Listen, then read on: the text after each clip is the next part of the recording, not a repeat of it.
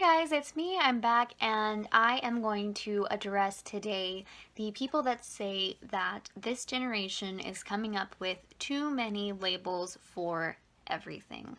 So I want to start out by saying that this is talking about those people who say that coming up with terms like pansexual and agender and demi-romantic, saying that those sort of terms and words are too much and that we need to stop before political correctness goes too far. When you say we shouldn't come up with new words to express how we feel, that's barring the English language from evolving.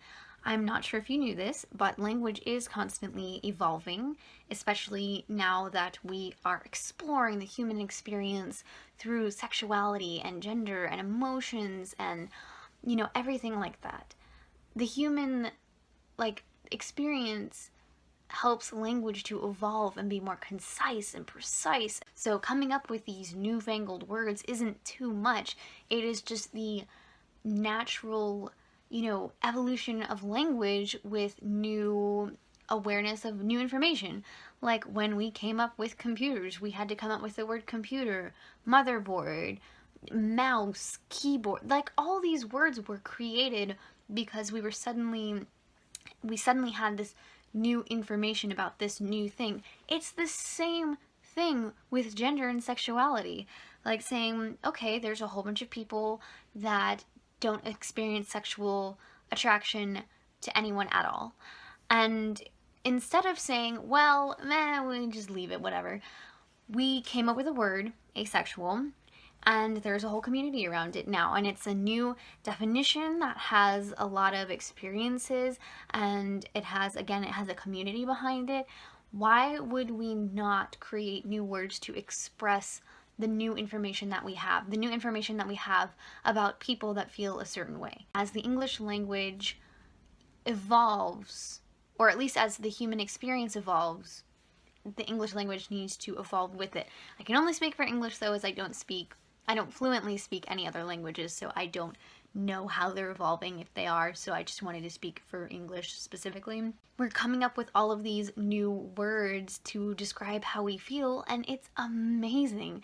It's kind of incredible when you think about it, because, a lot of people are like, oh, it's just dumb kids coming up with these new words, but these words have, so much meaning and so much behind them.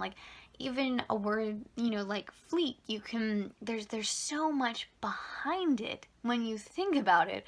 You can say, that girl is on fleek, and you don't have to sit there and say, yes, that girl, she looks absolutely impeccable today, or immaculate, or whatever you want to say. You can just say, she's on fleek. And so that sort of conciseness of the word is so cool, and it's so cool to see how it's used. And what's even more incredible is with the advent of social media and the internet and all that sort of stuff, is that these words can very, very quickly enter the mainstream vernacular, which, like how fleek became big at some point. And so it's just, we should not stop making more labels and more words just because someone thinks that it's going too far. It is not going too far to describe how we feel. And coming off of that, what's also important about words is that they give us something to rally behind. Like when you have a flag for a country, it's kind of the same thing in that you say, this word represents how I feel, it represents my experiences, and you make a community around it. Like how there's a queer community, but then, within that, there's also the asexual community, the demi-romantic community, everything like that. And so, again, you saying that we can't label everything is taking away the potential for so many communities of people who can come together and share their experiences and support each other. And if you think that political correctness gone too far is people coming together to share their experiences and support each other, if you think that's going too far, I don't even know what's wrong with you, because and it's not something you're going to be able to stop. I'm trying to convince you that, it's not political correctness gone too far, and yes, we should keep coming up with new words. That's what people do, and that's what we have to do. You know, every time we have new information, again, we need to make new words. That's what we're doing. But just because we're not making new words for purely physical things doesn't mean that we should stop. Even if you don't feel like, most people can assert the existence of, say, a computer. Just because you can't assert the existence of someone's feelings doesn't mean that you get to invalidate them because they're making a new word and expressing themselves, is what I'm trying to say. And just, I don't know, I hope this makes sense, but it's basically saying, like, we're not making labels for everything. People have always felt the way that we feel. The human experience, gender, sexuality, it's never been purely heterosexual. It's never been purely cisgender. And it's just, now that we've gotten to the point where we can explore these feelings and communicate them very quickly with each other, of course there's going to be labels popping up everywhere. And that is a good thing. It's a good thing. It contributes to community. It also expands our experience, again, of the human experience. I've said human experience like more times in this video than I've ever said in my whole life.